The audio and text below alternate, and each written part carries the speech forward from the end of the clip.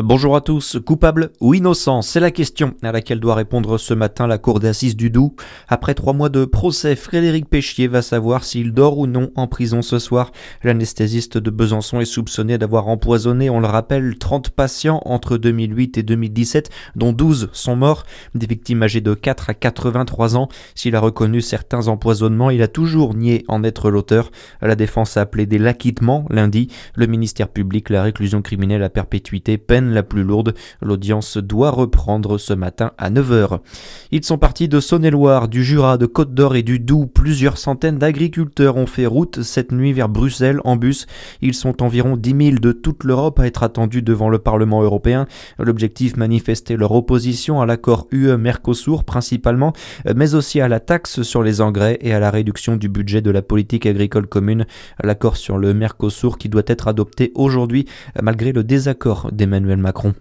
Dans le même temps, les agriculteurs ne lâchent rien. Les blocages continuent dans le sud-ouest de la France pour dénoncer la politique sanitaire, pour lutter contre la dermatose nodulaire, avec des barrages sur l'A63 en Gironde ou encore sur l'A64 autour de Toulouse, dans la ville rose où les éleveurs menacent de manifester aujourd'hui sur le périphérique. À Dijon, un tiers des épiceries de nuit vendraient illégalement des puffs et des cigarettes. C'est le résultat d'une enquête de la société Webdrone mandatée par la Confédération des buralistes. 31% des 29 épiceries nocturnes dijonnaises seraient en dehors des clous. Les puffs sont notamment interdites à la vente en France depuis janvier dernier. Les buralistes dénoncent une concurrence déloyale et illégale. Une plaque commémorative en hommage à Maurice et Josette Audin dévoilée hier à Besançon. La cérémonie s'est déroulée en présence du mathématicien et ancien député Cédric Villani.